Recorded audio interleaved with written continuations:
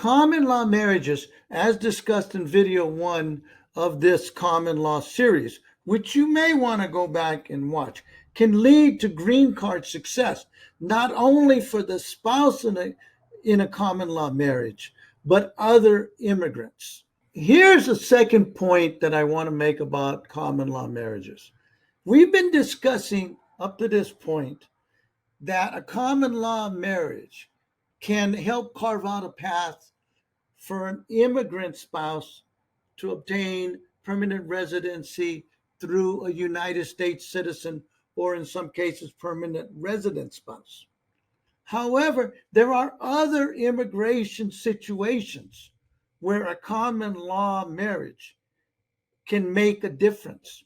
And these also are often missed by non-professionals and lawyers in cases. And so let's run through them real quickly. Here's a few. VAWA, the Violence Against Women's Act program. Sometimes a couple have been together a long time. They never marry. But within that relationship, even though they hold themselves out to be a married couple, there's extreme cruelty or violence. In those cases, the immigrant spouse could still potentially file a self-petition for a green card based on the abuse and violence by the U.S. citizen or permanent resident spouse. She would have to show, one, there was a common law marriage under the laws of the state where the marriage took place. Two, that there was extreme cruelty or violence. And three, the immigration status of her common law husband. But it could be done. So even though the VAWA rules stipulate a marriage, it could be a common law marriage. Here's another example. Step-parent petitions. A step-parent files for a stepchild. All fine if the step-parent is married to the mother of the stepchild, who would also be an immigrant. But what if there's no marriage? Well, assuming, again, there's a common law marriage between the immigrant spouse and the U.S. citizen spouse, then that common law spouse could file the petition for the stepchildren as if they were his own children, as if they were married, so long as the relationship, the common law relationship, began before the stepchild turned 18. Same rule as in a regular marriage would apply to the common law marriage. Now, let's inverse that situation a little. The stepchild is a U.S. citizen. The step-parent is not. Well, in that case, again, assuming a common law marriage, where the step-parent has not married the U.S. citizen's immigrant parent, nonetheless, the stepchild could immigrate the step-parent. Again, the relationship between the parent and the step-parent had to begin before the stepchild turned 18. But there's an additional rule that would be necessary here. The stepchild could not file until they turn 21. So assuming the stepchild turns 21 and they've been living with this other person since they were 15, and the stepchild's mother and the stepfather had a healthy relationship, why wouldn't the stepchild want to file? Despite the fact that the mother never married the stepfather. A close relationship, the stepchild would want to do that in many, many cases. Now, here's a fourth one, a fourth situation. Naturalization.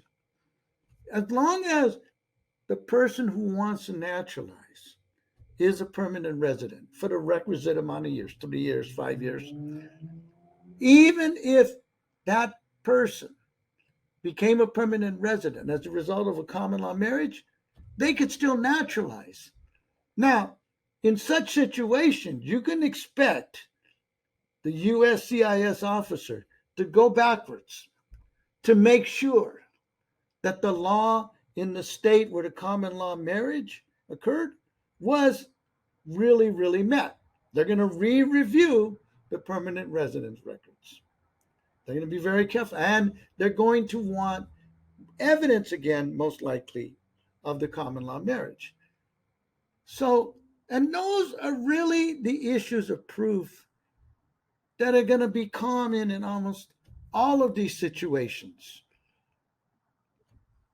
A common law marriage doesn't have a yearly limit.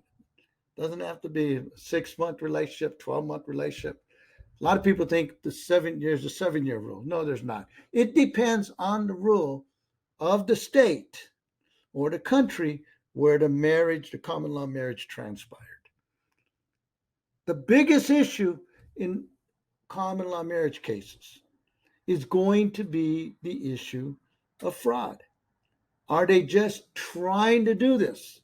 Is a couple just trying to pull the wool over the government's eyes to perpetuate a sham, to perpetuate a false marriage, and for someone to obtain permanent residency through that?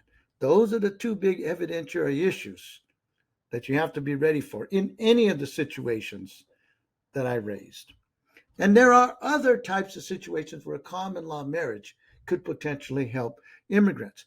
Now, there's also a potential bad side to common law marriages, because sometimes couples in a common law marriage, they break up. The U.S. citizen or permanent resident moves on into another relationship, or the common law spouse moves into another relationship. In one case that I had an appeal, the individual was involved in a relationship in another country, lived together with his girlfriend 3.5 years. They broke up. He came to the United States. When he was in the United States, shortly after he arrived, his ex-girlfriend called him and said she was pregnant. A few months later, she gave birth to their child. The immigrant living in the United States said, look, I'm going to assume responsibility, and began sending child support checks regularly. Whenever he would return to his home country, he would visit the child. So he had a relationship with the child. However, they never rekindled the common law relationship. Their relationship was over. So as time went by here in the United States, he met another person that he fell in love with. This person was a U.S. citizen. She married him. She filed a petition for him. USCIS, going through the paperwork, saw the child, asked him about the relationship. Then they claimed, because of the ongoing child support payments, that he was in a common law marriage before. And he had never filed for divorce. Well, common law divorces don't exist. But in many cases, it behooves an individual to seek a divorce of a common law relationship.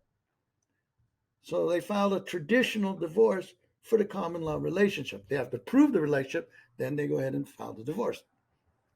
This individual didn't do that. So the American government said, wait a minute, to the U.S. citizen spouse. You can't immigrate him because you're not legally married to him. He's married to another woman in another country. In fact, we think he's committed bigamy. He's married to 2 women at the same time. Well, when the case landed on my desk, I had to do research on the country. And the issue was, in that country, common law marriages were defined pretty strictly. And they were defined as living, one of the rules, they had to live together 5 years. Well, because he only had a 3.5-year relationship, he didn't meet that country's definition of a common law marriage. Therefore, he didn't need a divorce. Therefore, he was successful on appeal. But in many cases, that situation can come back to bite the immigrant and force them to file for divorce, then perhaps get remarried at that time, if they can avoid the legal accusations of marriage fraud and bigamy or whatever else the government might throw at them. So you have to be really careful when you've been involved in the common law marriages, because although it holds a potential for paving a path to permanent residence, it also holds a potential for destroying a relationship. With that, I'd want to encourage you that if you've been involved in a relationship with someone for several years and no marriage occurred, and you have no other means to apply for permanent residency, be sure that when it's time, if you need to look at some relief, immigration relief, take a look at your marriage history. Because if you can qualify for a common law marriage, then you may be on your road not only to a green card, but one day to citizenship. Take care and good luck. Thanks for watching. Know someone who might be interested in this video? Then please take a moment to like and share it with them. Also, if you would like more videos on immigration, just click on the subscribe button. And here's a little bonus, a short guide that you can download for free by clicking on the link on the description box or the square-shaped image.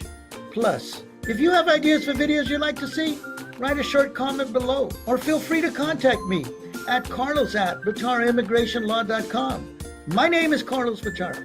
I appreciate your time and hopefully we'll be talking again very, very soon.